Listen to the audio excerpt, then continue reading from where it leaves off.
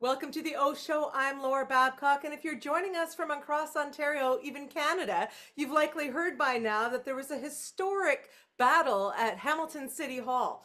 There was a vote a month ago for what I call parking over people, a shocking decision by a council that had decided it was going to make affordable housing a strategic priority, an imperative, an urgency in this housing crisis that we're facing across this country. But when the vote came down to it, 8 councillors, many of them from the former communities that were amalgamated in 2000, opposed the vote. And it was such a contentious decision a month ago that human beings, yes, actual people experiencing homelessness on the streets of Hamilton, there are 2,000 of them, moved to City Hall forecourt so that they could keep their presence in the line of sight of the mayor and of council. And they wanted to make sure that when the vote came up for ratification, the desperate need for housing would not be ignored. Well, what happened in the subsequent weeks? The encampment kept growing because Mayor Andrea Horwath refused to walk 100 feet out to the encampment and to meet them. It took her 23 days to take a meeting in her office where she refused them access to toilets, and that caused a huge amount of alarm and backlash. And while all this was going on, the city was hit by one of the biggest cyber attacks in all of municipal history.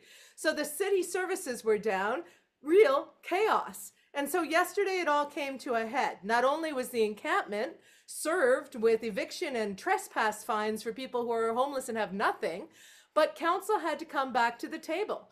Councillor Craig Cassar put together an amendment that I thought was reasonable, dealing with some of the issues that the people in Stoney Creek were concerned about, losing their couple of parking lots for affordable housing. But when it came up to the council vote, there wasn't even a discussion on that amendment, not even the courtesy to hear from all the work that was done by that councillor who was looking for a compromise. No, instead the vote just went ahead. 8-8, and that meant that, affordable housing wasn't going to happen, and that 10,000 families in this city that have been waiting for years to access the housing market, to have shelter where they could afford food. Because trust me, when I talk to people on the weekends, they tell me that if they could afford food and their rent, they wouldn't need to access so many of the services, social services in our community, but they no longer can. So access to affordable housing is critical on so many levels. When the vote came up though, these councillors, no, weren't going to discuss it. So in a shocking move for many, Mayor Andrea Horwath decided to use the new strong mayor powers, a historic decision that I think got some councillors off guard, at least by the anger and the vitriol that we have seen in the media in the last 12 hours about this decision. One councillor going so far as to say the kind of quiet part out loud, that this vote was all about councillors protecting each other and their own little fiefdoms, a problem that is very much old guard style and has kept Hamilton from progress for 30 years. So here on the OShow, joining me to discuss it are none other than Councillor Cameron Kroetsch and Councillor Alex Wilson. And gentlemen, before I get to you, and I want to hear all of it from you, I want our viewers to know that here on the OShow, we have not forgotten that when Councillor Cameron Kroetsch, a member of the Police Services Board, had the temerity, the audacity to ask the Police Services Budget Committee to look at the actual budget, he is now not only under suspension from the board, but they're trying to block meeting access and people from videotaping the meetings, live streaming them. So we'll get into all of that as well. So let me start with you, Cameron Kroetsch. What the hell happened yesterday, and what do you make of Andrea having to pull the ultimate trigger? Something I never wanted to see happen for the sake of, democracy. But I mean, what else are you going to do if you can't build housing? What was your take yesterday? Yeah, what happened yesterday was two things. I think a lot of people have talked about how democratic this is and talked about democracy. And I think there's two things to talk about when we think about that. One was first, when we got to the vote to discuss whether or not we were going to put Councillor Cassar's amendments on the table, and I was seconding that motion, so I was looking forward to having that discussion. 8 councillors voted not to have the discussion. So I think that, there was also a long speech later in the meeting from some councillors touting respect and respectfulness and trying to look out for one another, be collegial. And I think that was a moment, frankly, in this term of council where we saw that eroding, right? We saw that when we can't even have the decency to give each other the opportunity to have a debate, when we can't actually put those amendments on the table, when we erase the work done by our colleagues, what message does that send? And that's what happened. And I think it's important for people to understand. But not even allowing the discussion to happen, those amendments are gone. They're not on the formal record. All that work has been erased. And it's not just work by Councillor Cassar. It's work by city staff that he worked with to do that. And it was compromises because he listened to what the community said when they came to delegate. We had a bunch of delegates come forward. They listed all their concerns. Councillor Cassar and others went and they investigated those concerns, found solutions for them, brought forward an amendment, and 8 councillors said, we're not even going to give you the time of day. That's the thing I'm most bothered by, I think, in terms of democracy yesterday. It sends a chilling message to everybody that if we don't want to hear it, we're not going to let you debate it. That's what the community expects from us as council, to have the tough decisions, have the tough discussions around difficult decisions, right? So to not even do that at all, I think is appalling. And then we see. Yeah, I was just going to say, I was moving around some client stuff to try to follow Joy Coleman's timeline of when you would get to this discussion. Because for a month, I'd been going down to City Hall forecourt, as you know, to talk to the people there who were protesting the parking over people who were in homelessness, and the idea that we couldn't even see council discuss it after their sacrifice and after everything that had gone on. I just thought that was abhorrent. And I'd heard from some of your colleagues as well when it couldn't even get to the floor. So continue, Councillor. Yeah, it's very tough when that kind of thing happens because that's what the community expects from us. That's why we're elected. We're there to have those conversations and debates, and to suggest that some people aren't being respectful and then voting against doing these kinds of things also sounds to me hypocritical. But then we get later on to the meeting and the mayor says, look, I'm giving you notice that despite the vote 8-8, I'm using my strong mayor powers. And my take on that is, no, of course, that's not what anyone wants to have happen. We want to have a democratic process where we see the votes be counted. But I'll be honest, we also have a bit of an absurdity at council where we have an even number of people. We have these tie vote situations and they fail. And when a council is split like that, on an urgent affordable housing crisis, something that is so important for us to get right, I don't blame the mayor for jumping in and saying, look, I'm going to make sure that we deliver on our council priorities, deliver for people, and keep this moving forward. I want to give, of course, Councillor Wilson a chance to weigh in, so I'll save some of my comments. But Okay. I think that it's so important for us to remember this is a crisis. And I said the same thing to other people I've talked to. When we have an urgent situation happening, when a water main breaks downtown, we don't go in there and say, well, let's pause and think about this for a month and bring in the best materials. We say, let's get that sorted out immediately because it's causing damage and causing harm to people.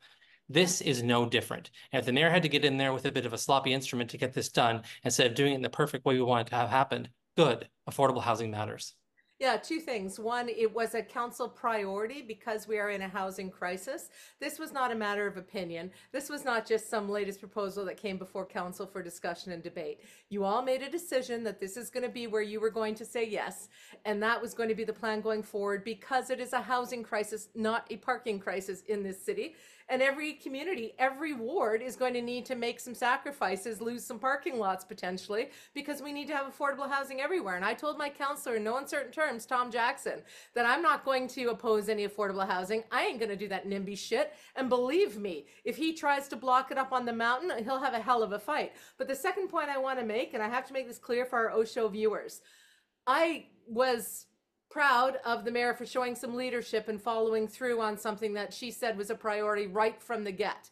And I was glad that she used that instrument, even though I thought that it was harsh and I wished it hadn't been necessary. And we'll get into what was really going on in a minute. But I do want to say that I am still furious at the mayor for her poor handling and terrible treatment of the people who are in homelessness and hunger, and 45 of whom are very sick in front of City Hall right now on that foreground. So while I'm giving her credit here for the affordable housing move she made, I want to see those values extend to the very humans who are not even close to affordable housing. They are literally living with nothing and they're in front of City Hall. That's my caveat. Let's go to you, Alex. Councillor, what was your reaction to the whole thing? Were you shocked, surprised, expecting more from your colleagues, less from the mayor? I mean, where were you at going into yesterday? Yeah, and I think Laura, really I've been following a lot of your coverage of this, and I think we're coming from different places because and I really want to say I think there's a lot of assumption that for some reason, even though we have no evidence in this country, not at any level, that a government would put out housing policy, it seems like the default assumption is that people would be doing this and that they wouldn't just be patting themselves on the back. Like, I think, like, let's wake up. No one is happy about how we handle politics in this country at any level. Let's get past the rhetoric. Let's go, okay, yeah. Everyone's going to pat themselves on the back and talk about the housing they're doing. We know that's going to happen. We know we're going to get distractions, like not over here, over there. Like, this is all a given. Like, I feel like this shouldn't be a surprise to anyone. And so I do just want to take a moment here and say, yes, we could look at it under the framing that we've been presented. And I'm not saying there's anything wrong with this, but I do just want to explore a different framing for a second. Could look at it as the framing of 8 Hamilton councillors. That's half. That's far too many. Said no. No. I've said housing is important before, but today I won't. Okay. Okay, they did that. But don't all of our elected leaders at every level of government do that every week? Like, we just had a provincial budget that came out that has nothing, pennies, whatever, nothing.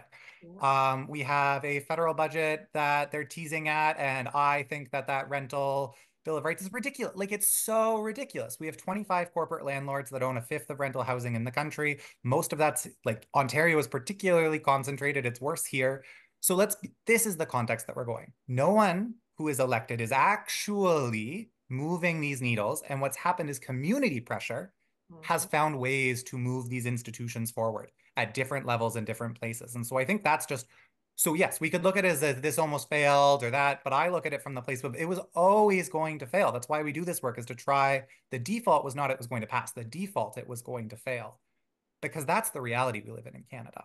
And that's, I think, what we have to get into is the polarization that is there. I grant you that, Councillor Wilson, I grant you that, and you can put in that framing. And I appreciate that, because we have an audience across the country. Hamilton is the tip of the spear on many social justice issues, including the issue around homelessness and affordable housing. And that's why I think it's so important that you bring up Trudeau's ridiculous rent thing. Like, what on earth? Just send the money, please. And the province, I mean, they talked about having a prudent budget. Well, I did the OShow, or I did 10-10 with former Mayor John Tory the other morning, and I'm like, prudent means care for the future, right? Where's the care for all the people who are living in homelessness and poverty and can't get access to healthcare? So, I mean, there's a whole ton of bullshit swirling everywhere. And I don't want to deflect accountability or say, oh, because it was bad, we pat ourselves on the back for this as well. But the reason I say this is because I think it changes what success looks like. When we think of it this way, it changes how we move forward, and it informs us about what our next steps are.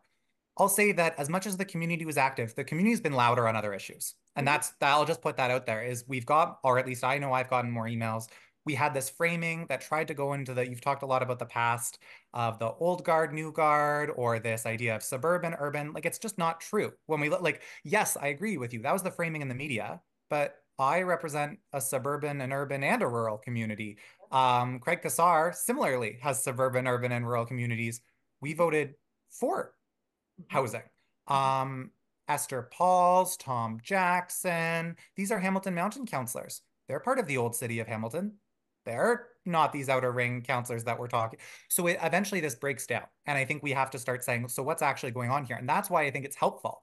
Because if people are thinking this is about parking and housing and that, then I think people get confused and they start asking, well, why is this happening? And none of us can impugn motive, which means the why is the one question in council chambers we're never going to be able to talk about. Well, I don't know. Like, we can't talk about why someone is doing something, or we can't imply that it's for any reason.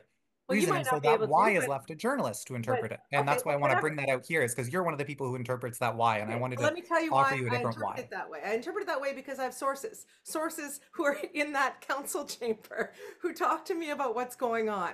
And it doesn't take a genius. I've been doing this for 25 years. I'm no genius, but it doesn't take a genius to see a horse trade when you see a horse trade, right?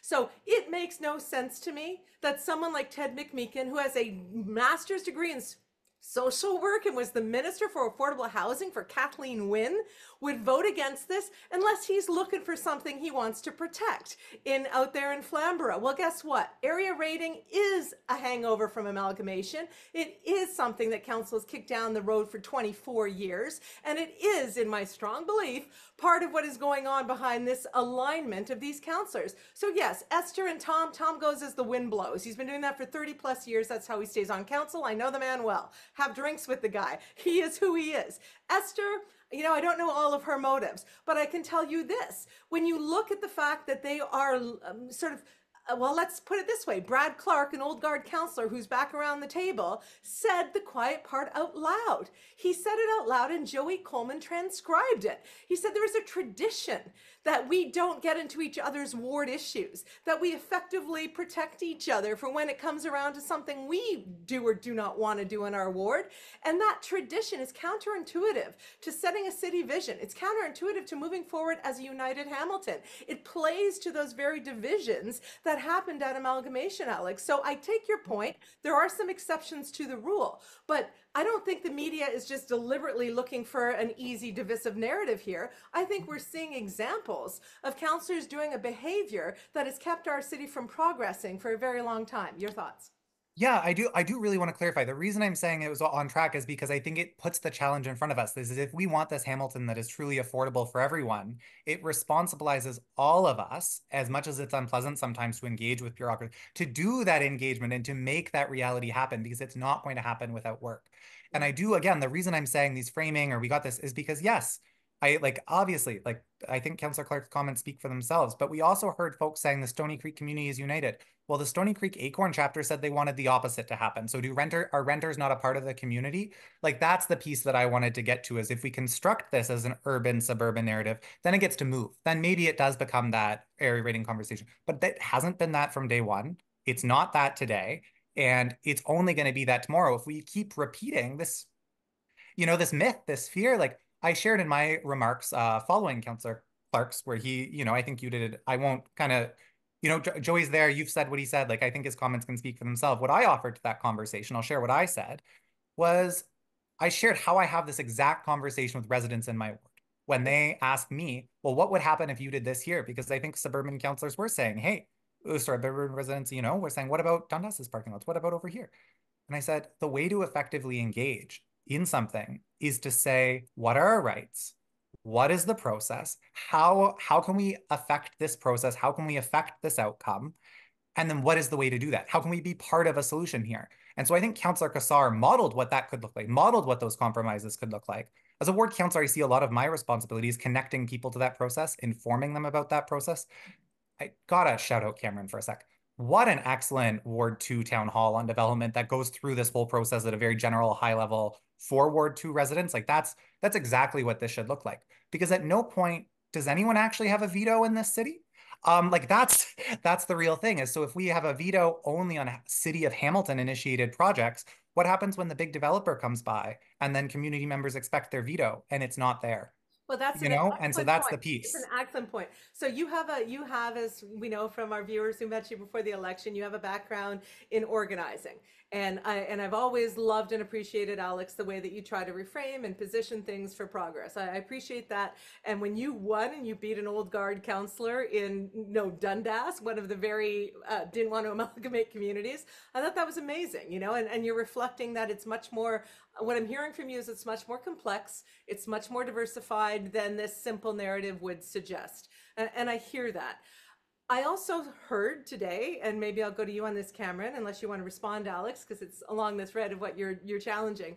I actually heard one of the councillors, the one from Stoney Creek, at least that's what, as I saw Margaret Skimba retweet the comments from the Spectator today, making, the idea that, if you think it can't come for your little town, it can come for your little town.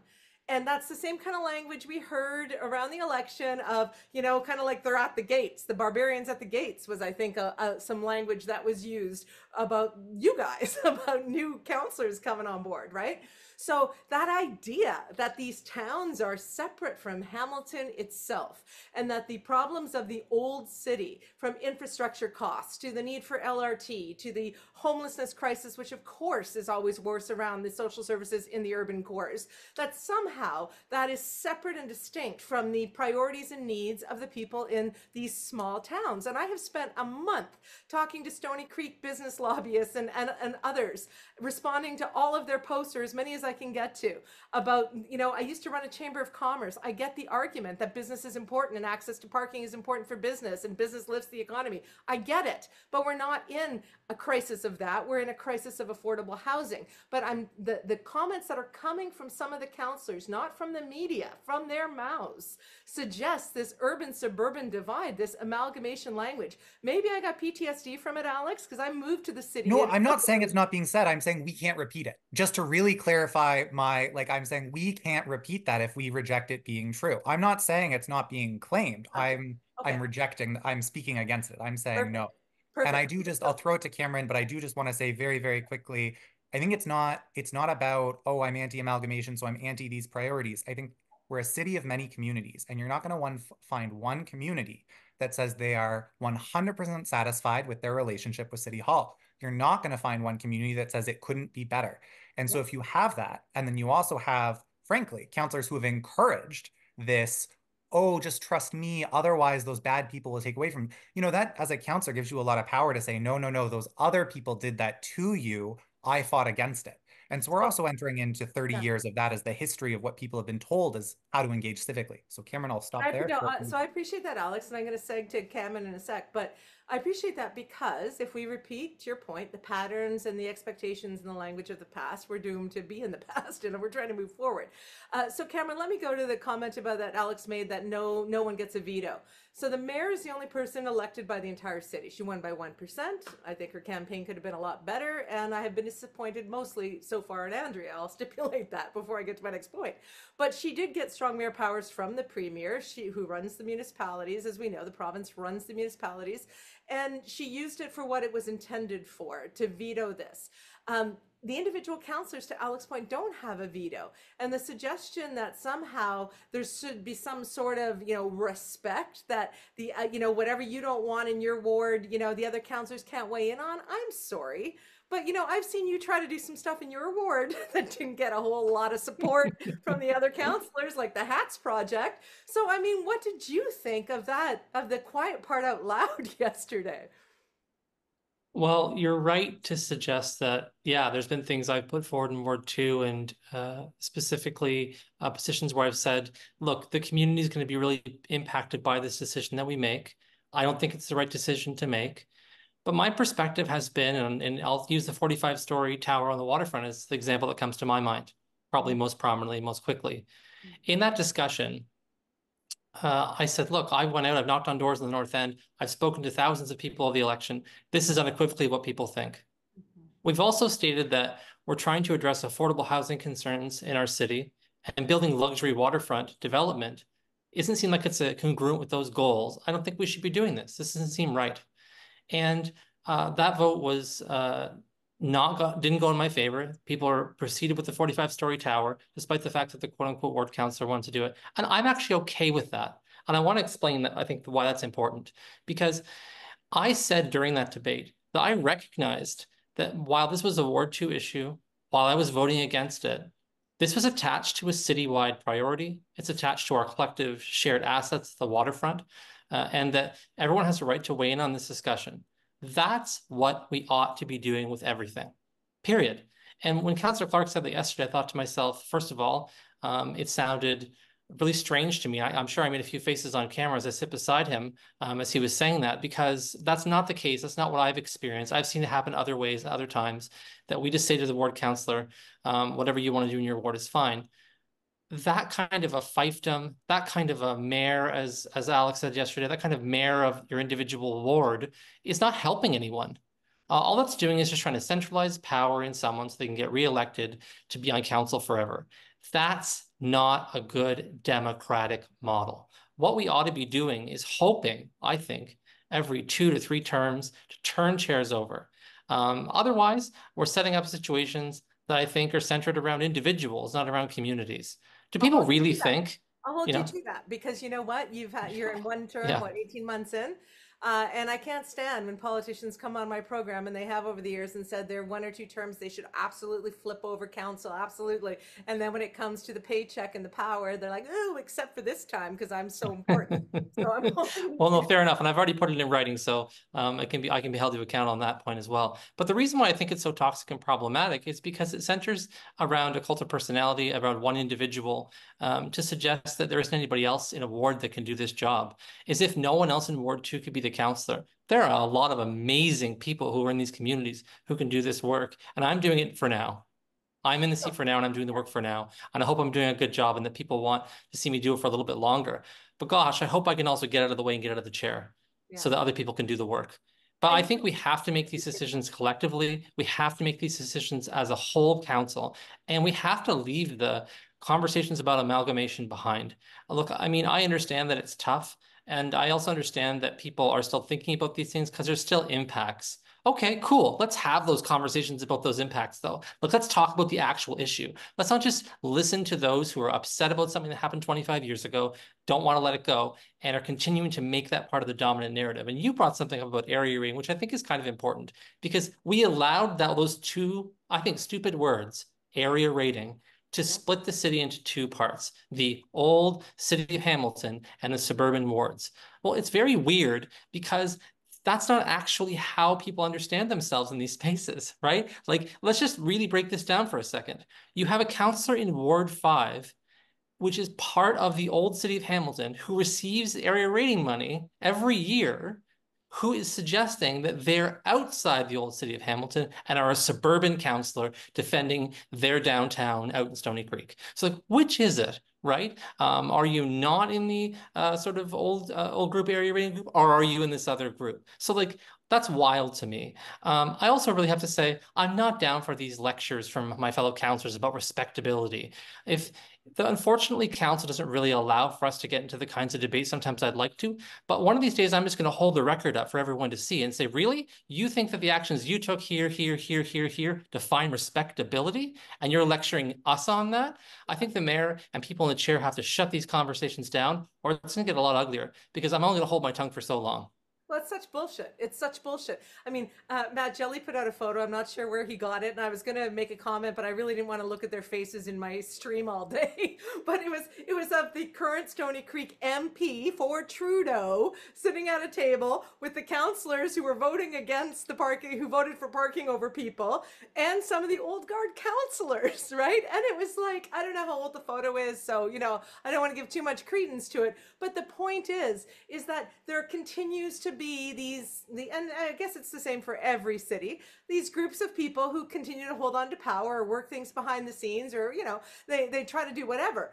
Okay, fine, but then don't come to council and pull this whole, well, it'd be nice if there was respect for it, like, please, like, I can't take the falseness of it. And you know what? If people want to vote in power blocks, fine. It's been there since I started evaluating Hamilton politics. But please don't pretend like you are suddenly you are the arbiter of all that is just and good and are never up to any shenanigans. But oh, God forbid these other councillors don't respect tradition and don't respect the process. I mean, it reminds me, and not to poke this wound too soon, Cam, we can talk about this issue before we get to the policing, but the way the mayor moved her body language away from you and talked about, how she'd like to have seen more respectful engagement around the whole police services board budget thing. She was talking to you. Like, I felt like you were being mom shamed. And, and so when these counselors do this paternalistic or this maternalistic, well, we need to have these kids be more respectful, it personally makes me want to throw up because I know all of them fairly well, or most of them, and it's total absolute garbage. I mean, you're there to fight for the people of Hamilton. You have a mandate, you have city priorities, you have awareness of city crisis and issues, and if you cannot vote in accordance with what is best for the city based on your own strategic planning, what the hell was the point of the whole exercise? Sitting around just shaming everybody and then in the media the next day like you're a bunch of bad kids makes me crazy. But let me go to you, Alex, because you always, Cameron's going to blow at some point. He just told us that, and you're welcome to blow on the OShow anytime. Well, I have the good privilege of doing that generally in Cameron's direction afterwards, is when that generally happens. But no, like I think this is helpful for folks to understand, like a real, like, how did I process that accurately? Like, if you're looking for the most authentic answers, part of it was as I was leaving the building, chat with Cameron, pulled him aside and was like, I'm called a lot of names, and I'll be honest, as a 28-year-old queer person doing this work in the largest geographic riding as a non-drive, like, how many ways do we have to go into? I get a lot of questions, a lot of assumptions. I'll say it that way. There's a lot of people making assumptions about what I'm coming to this job with, how I do it, and it impacts how they engage. That's fine. We'll get past it. We'll get through it. But my skin has never been thicker than it has been over these past 18 months, and I say I have a pretty thick skin. That said, one of the things I kind of jokingly said to Cameron afterwards was, listen, I've been called a faggot right here on the forecourt not too long ago. I wouldn't really hear NIMBY as much that much of a slur. And I think this is really it, is like asks for accountability from our residents, asks for explaining why you're doing something or saying this is what it looks like. It's not always going to be framed as politely as I would like it to be. Like that is, and hey, we can make the comment about decorum and we can ask people who are angry about us or assuming our motive or maybe don't have the understanding to be politer. I just don't know that that works. I think what works is meeting people in good faith, countering their assumptions, being genuine and authentic, and actually and they go, the number of emails I get that go, sorry, I came in hot, or oh, now that I understand, like we always that second follow-up. And so giving people the space for that second chance, that second follow-up, because people are coming with baggage relating to City Hall. They're coming with past experiences. They're coming with calls they've made to councillors' offices that haven't been answered, that haven't been returned in the past, issues that they thought they could go one way on, and then they learn there's a different possibility. Like the history of engagement in the city is so individualistic. So I think that's just one piece I want to put out there on that kind of conversation with respect, et cetera, is like I think we need to talk a little bit more about gender at City Hall and those dynamics there, because if we want to we talked a lot about the old boys club, what about the new boys club? You know, like let's get into that. If we want to have those conversations, if we want to talk about how are we respecting racialized community members and racialized counselors, how are we respecting our queer counselors around the table? How are we respecting, you know, women around the table? This is one of the most representative councils we've had. This is not the conversation I thought we would be having about decorum or respectfulness. I think there's room for improvement. I'm in all areas, and I'll leave it there. I don't think there's one area where we couldn't do better necessarily, but Yeah. those aren't the areas where I would prioritize is, are we using the word NIMBY in our debate in maybe an antagonistic way? Like that's not to me the biggest decorum issue we're facing, but I respect that other members may, you know, different people are going to notice different things. They're coming with their own experiences.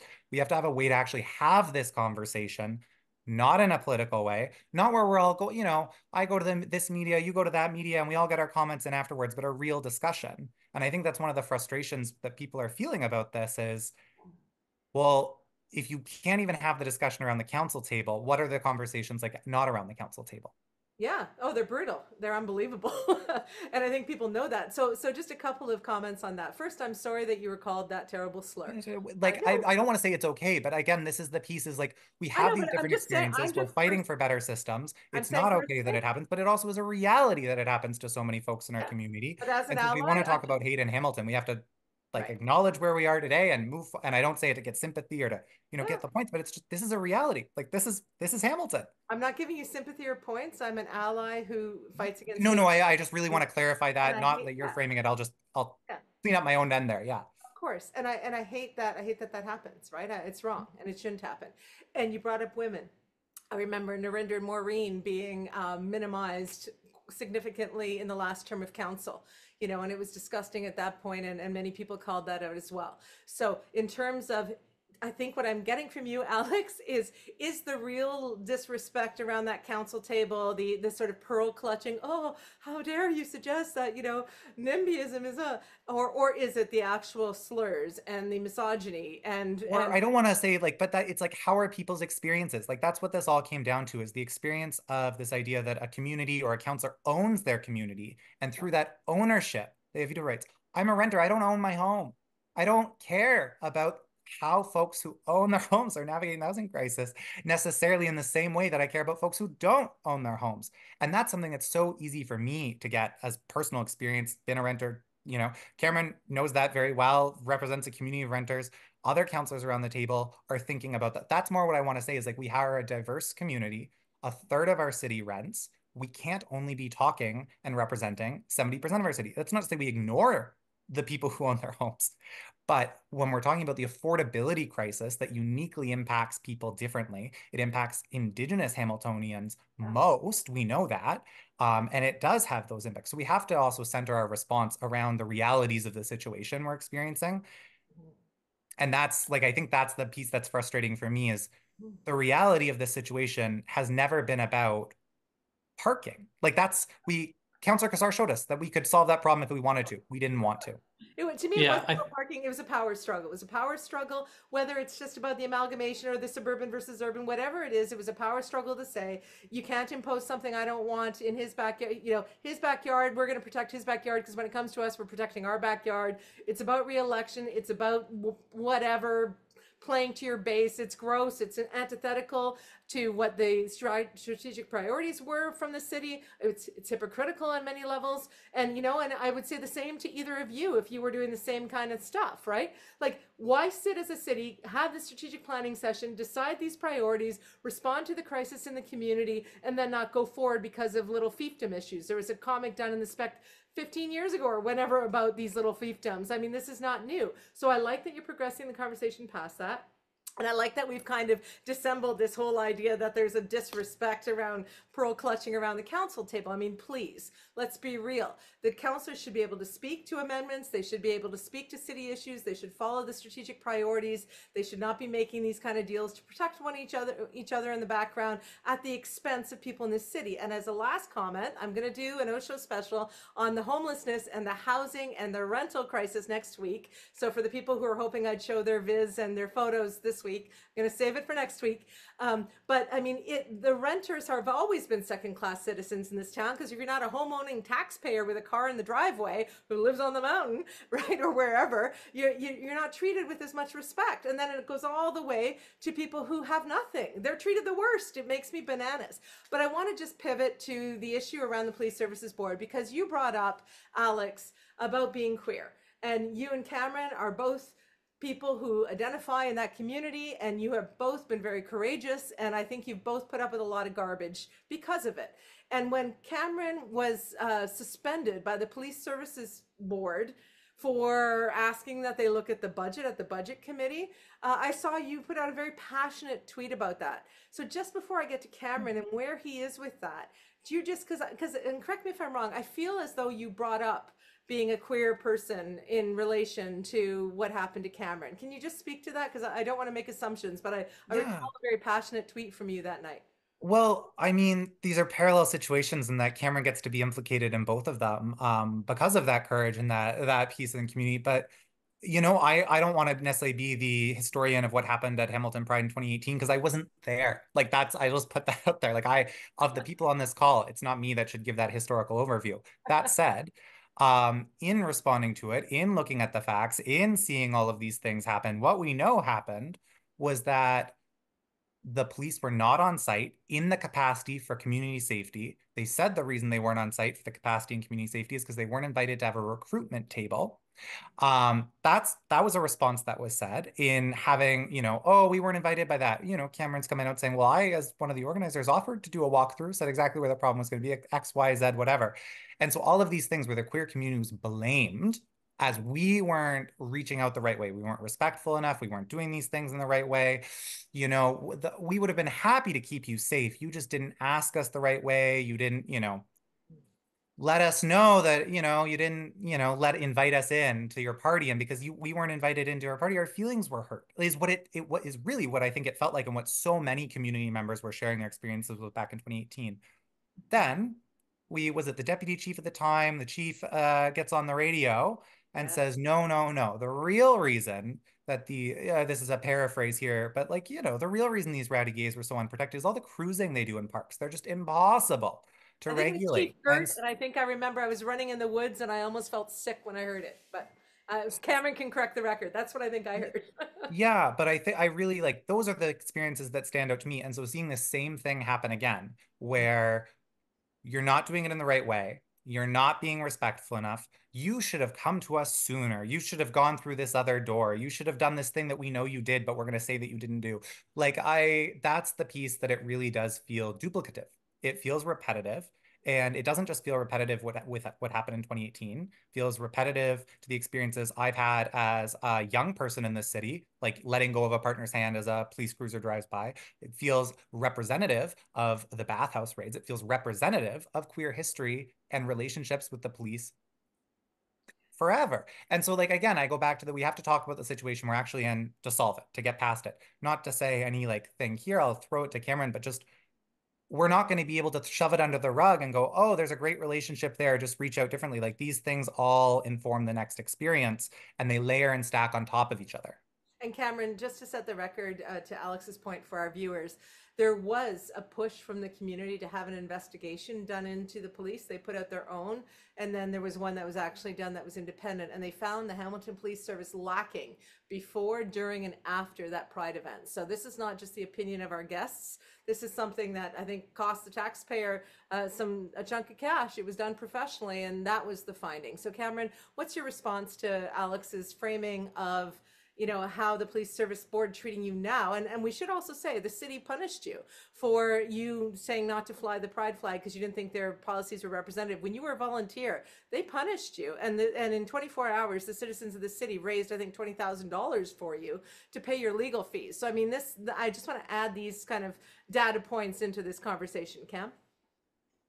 Yeah, I want to tie together what you've all been talking about for the last few minutes into, I think, the most important part of this conversation in total for me. What we're privileged to get outraged about is the issue. So when we sat in that council chamber and listened to people say, I'm outraged because people weren't being nice. I really want to listen and hear what Alex is saying and things I've experienced too. When I've been walking downtown, we experience them together sometimes when we're walking downtown, the kind of slurs and hateful comments. And those are the kinds of conversations we should be having. Those are the outrages we should be having. What's happening to Indigenous communities, those are the outrages. And so we need to be talking more about the experiences that people are having that are acute, that are happening to people who've been deprived of housing. And so when we see the highest pitch of moral outrage coming about someone calling someone else a NIMBY, that is a huge problem, and it absolutely erases the other experiences that are happening and suggests that they're not as important. And so that's part of what I think is important to say here. And honestly, you can't separate all these things that have happened from one another. And that's been said about me lots of times. So he's come out of this board and this, that, and the other. And I really want to just focus in on that pathway, right? I was told by so many people, well, you're just not doing this the right way, Cameron. You're not coming into this. You're saying things on the internet. You're being impolite. You're not being very diplomatic. Like, hi, nice to meet you. You're not doing this by coming to the board with a formal motion. You're not an elected official. If you want to have a say, then get elected. So I got elected. I joined the police board. I put the motions on the table, and they still said no. And I think that's a really important lesson for everybody here to understand that this is not about how. It's about what. It wouldn't matter how those motions came. If they came in the manner they came, it's about what those motions represent for people. And I think that's a really big problem. And we're not going to untangle that today in today's OShow, but I think it's important to say that for the record, that is a big part of this issue. It's about respectability, about politeness. And also, that's a lie. I just want to say that also. There's this notion that has been circulated in the media about this parking lot thing, that if only Craig Cassar had talked to the councillor in Ward 5 in a certain way, then that would have been better. It wouldn't have changed the outcome in any way, shape, or form. It just would have provided some kind of strange, polite cover for the entire thing and just changed the way that it was discussed, but it wouldn't have changed the outcome. That's important here. We can't keep pretending that all these very polite and respectable systems have any bearing on the outcome of anything really. People are going to use them to cover up their actual opinions, their actual feelings, and to avoid the accountability and transparency that the community deserves. Well said. And you know what? Was it a polite conversation, or did he need to be at the table having a pint with the rest of the people in that picture I brought up earlier? I mean, the point is, right, I hear both of you very clearly that, it wouldn't have mattered what hoops you jumped through. It wouldn't have mattered if you played every single rule that they gave you. At the end of the day, you were going to be treated the way you were because of who you are, right? Because of what you represent. And as a woman in business, I can't relate to what you guys go through in terms of the slurs you get and stuff like that.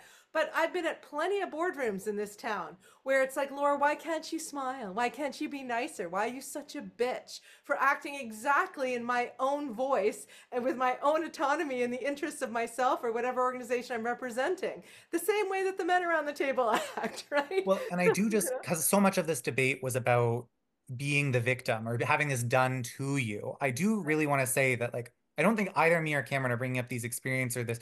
It's to expand what decorum could look like. It's to expand this conversation of respectability. It's not to say we were treated this way because of our identity. I really like, I want to break out of that individualism. The problem is the systems we're using. The problem is the institutions and the tools, like the toolbox is rusty. That's part of the issue here too. And Doug Ford is the tool polisher right now. Oh God. So what can we get done in the next 2 years? Like, like that's really like that's the reality. And I Yeah, think he's when we dipping the think about it toolbox like in a that, we can salt change brine. the You know what I mean? problem. There's no rust coming off those tools. I don't Back know in anything the about salt Ford brine. and his toolbox. I do appreciate the analogy. Sorry, So go just to on. say that, like, I think the respectability is why weren't tenants across the city voices concerned? Why weren't the tenants of Stoney Creek who were organized, who sent letters, who sent correspondence, acknowledged as existing in this conversation? Why wasn't there a compromise? Even if we just wanted to call this a local issue in Stoney Creek, ignore the citywide, lead into that frame. Stoney Creek was not one voice. Maybe there was a sway, maybe it was one side, but there was no attempt to build any compromise within the community. And so there's just so much false framing around this that we could spend, another hour going through how this was covered and going, well, that wasn't true. That wasn't true. And I think we all collectively, you, Cameron, myself, have a responsibility in how we frame these issues moving forward, but also how we frame how solutions happen. Because I think people want to be a part of the solution. And the most common question I'm asked all the time is, how can I help?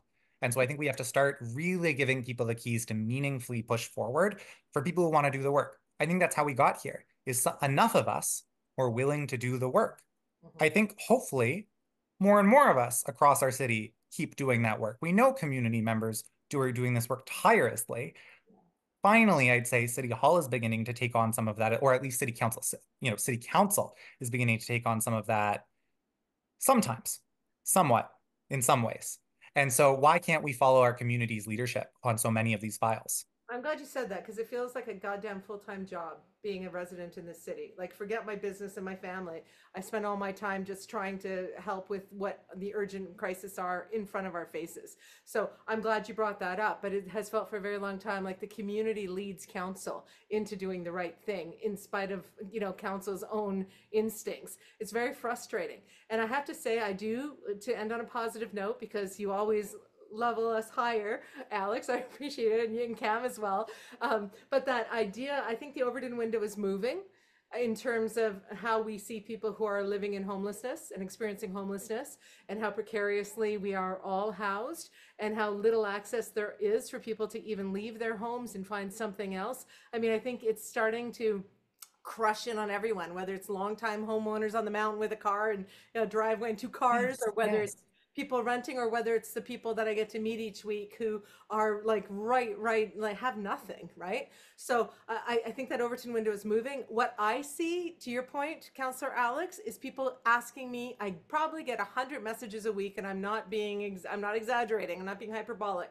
Of people saying, "How can I help, Laura? How can I help, Laura? Thank you for helping me see this, Laura. How can I help?" I have loved that. It gives me hope in the face of some of these frustrating moments that we've been decrying on this program. But I have to ask you, gentlemen, two final quick questions, and then I'll let you go. And as you both know, I've got a meeting, I've got a jet too, but talking to both of you has been so fascinating that, my phone's going ding, ding, ding, I'll get there. It's not a client, it's friends. But I just want to ask you two quick things. Can you give me one note, one comment on the state of homelessness in this community? Because I simply can't be this invested in the issue and the people experiencing it, and not ask both of you while I have you here on this platform to just weigh in. You don't have to speak specifically to the City Hall protest, but I mean, like, how high up on the radar is it for you? And is there any hope? And then I just want to close it with, if I accept the premise that this is not, in fact, we can't go back to amalgamation, easy tropes, because that's not going to advance things, what is the future? Like, what would you want my audience to understand about how to approach these city issues in a way that's more productive? So can I put those two questions to both of you very quickly? Alex, you're nodding emphatically. Let's go to you. Yeah, I think two quick things. Solution level investment starts with a B. If you don't hear a billion, it may help, but it's not a solution. Where that's like, I think so as you're listening to the provincial budget, the federal budget, if it doesn't have a B, we're not a billion, we're not solving the problem. We might be helping, we might be launching a pilot, we might be building a unit here, 10 units there. Great. we've been trying to do, that's par for the course. That's a photo op, that's a ribbon cutting. So that's one kind of easy, as we head to the federal government, emailing your federal MPs. If it's less than the B, hey, I'm not saying it's nothing. I'm not saying it doesn't help, but it can't be called a solution. Like we're not at the realm of a solution. And that's the other piece I want to say is the city's housing roadmap, our housing strategic investment roadmap, the HSIR, as we all call it, those 4 pillars, it's being built out, being staffed up, doing all that. That's the plan to meet some targets, to do some work. It's not the plan to solve the problem. It's the plan to take the city as far as we can go, in fact, further than we can go with the current tools in our toolbox. That's to say, though, the province and the feds have to come in. And I think this is something that Cameron has said also very clearly is even if we do everything we're hoping to do, we won't solve the problem. In fact, it will get worse every day, even if we do all of the things in here, because it's still not the scale. So I think we really have to appreciate how large the scale of this is. Think about those billions when we're talking about investment, because that's what solutions it will take. And then also think about the fact that, think of a scale. We're balancing things here. 30% of Canadians do not own their home. Meanwhile, most real estate sales were from folks who already owned a home. That has to change. There actually has to be a movement on the scale in some way, shape, or form, whether that's looking at Loblaws, whether that's looking at, the billionaires in Canada, or whether that's looking at, something else, a different way. There actually has to be a redistribution. And so those are the types of things that solutions look like. And I think those are easy litmus tests for people to go, are landlords still getting richer every day? That's not a solution. Is it $1 billion or more? It may help, but that's not a solution. And are many levels of government getting involved? Those are what solutions would involve. Okay, I appreciate the nuanced response. Cam, I'll hear from you and then I'll do my closing. Yeah, look, listen, Alex has said a lot of the things I often say and that we often share views on, and so I'm not going to repeat them. I'm just going to say that I think that there is a little more hopefulness here than perhaps we see. And what hopefulness I see is in two different things. Look, I get it. We disagree at council sometimes about these things, and we get into these discussions and protracted and heated debates. But I will say, and I'll continue to say, the majority of council still is on the same page about a number of really big priorities, and we continue to push those things forward. And I'm confident that at some point very soon, we'll all get over this feeling of being angry with one another and get back to doing work together to make sure we move the city forward. I'm hopeful about that because I think it comes from a place of understanding that we did actually spend the time working on city priorities. We did actually invest in doing that work, and that people are genuinely committed to that. And it's easy to get caught up in the moment.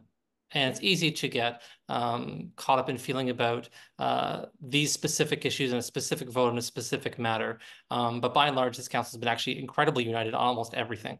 So that's an important thing to say. I also think that we are seeing a lot more visibility when it comes to housing and homelessness in our city, and that's encouraging the community to reach out. You're getting messages, everyone's getting messages, people are stepping up. And Alex is right. What we need to start doing is not depending on governments to solve all of our problems, not depending on political systems that are mostly broken in many ways to do the work that communities need, but we have to find better ways to build communities that can help to do this work themselves, that help to do this work together, help to do this work in opposition and in partnership with governments, but we have to build resiliency. We have to be able to find ways around these systems instead of hoping they're eventually going to be better. Because we've seen that in some ways they can be, in some ways they will never be. And in some ways we can continue to hope they're going to get to a place that will ensure that people can live their best lives in the city. But we have to live with all three of those realities at the same time. Yeah, and you know what, Council, because you went down to City Hall, you and Monique Taylor went down and met with the people in the Parking Over People protest. I'll take your comments that you also have the heart for it and the touch for it, and you went down and talked to people. Because what I don't want to leave the audience with, guys, are these system level arguments, right? Well, you know what, if we get $1 billion over here, and if the systems work this way, and if we change this, and if we tax the wealth, blah, blah, blah. I mean, all of that true. I stipulate everything you guys said. Yes, Gail and Weston. Yes, all of you. The wealth disparity is massive. It's the biggest in history, and it's getting worse, so much worse during the pandemic, as are the rates of rent evictions. So like in the hundreds of percents. All of what you've said in terms of system solutions and even the system's faults itself and not counting on the system, I take all of it. But I just want to leave you both with one thought. And I had this conversation with one of your colleagues publicly during the whole past month of hell that it has felt like. And that is this. Yes, you can make those arguments. Yes, they are all true. And yes, I don't think a lot of people actually have a ton of hope that politics is ever going to fix their crisis. But there is something to the human connection, to actually showing up, right? To showing up as council, to showing up and saying, I don't have solutions. I'm not going to give you false promises. I'm not, you know more about life than I probably do. I'm not going to bullshit you, but I do care. And I do see you. And I am here to help in whatever power and capacity that I have the privilege to have. And I just want to leave that with both of you. And I'm not preaching to you because you don't get this. I know both of you, and I know this is how your heart is. But I'm just saying for my audience who's watching this, really, really hoping that these two councillors who are sitting with me this afternoon are going to see and understand the level of despair that exists on our streets, okay? And I know you follow my coverage, and I know you do your own stuff with people who are in homelessness and on the absolute margins of our society. But I just have to put it on the record here with both of you, and I'll do it with every single councillor and politician who comes on my program at any level, is that, showing up and looking in their eyes and talking to them and hearing what they need and telling them honestly what you can and cannot do about it. But the fact that you acknowledge that they're going through it, I think is hugely important. Okay. And I wish that our politicians and I wish that our mayor would do more of that. So let's take this positive note that we're moving forward with affordable housing, that we have a lot of solutions in the system, and that you said, Cameron, here on this program, that council's working together more than they're not. So the narrative I saw, the front page of a paper that I will not platform, said, the divides for council are set up for the rest of the term. We will reject that. We will reject that positioning and hope for consensus and moving forward on strategic priorities, because it's not about you guys. Around as much as I have to spend talking about you, I really don't give a shit about all of you. I mean, personally, yes, but not as politicians. What I care about are the people who are counting on you and paying for you to solve their problems. Okay. So thank you so much for being on the OShow. Both of you, you're always brave, and I love the conversation. You kick my ass, and also are always candid with anything that I ask you, and never are these questions or even I never tell my guests what I'm going to ask them or challenge them on. So I appreciate both of you for being transparent with the audience and being accountable. Have a wonderful day, both of you. And we are going to have an OShow special on homelessness, hoping to have some people from other communities bringing their best practices to the conversation as well, so we can not try to reinvent the solutions here in Hamilton. There are solutions all over the place. Other communities are figuring it out. Let's learn from them on the next OShow, unless something else major comes up and I have to do a show on something different. That's coming up, the homelessness issue and rental crisis and housing crisis in Canada. Thanks, guys. Councillor Wilson, Councillor Kroetsch, and thank you for watching. Subscribe, you'll get it faster, and I promise more OShows. I took a couple of weeks off. I'm back. All right, take care, guys. When you care about current affairs, it's on the OShow. And when you want to get clear what's going on here, it's on the OShow. If you like to stay in the know, tune yourself into the OShow. It's the OShow. Laura Babcock's the OShow. With a lot of great guests, she puts them to the test on the OShow. There's no doubt they'll be calling them out on the OShow. Stand for something or fall for it all. Ontario, hear the call on the OShow. It's a podcast, the OShow. Laura Babcock's the OShow. Stay informed with the OShow.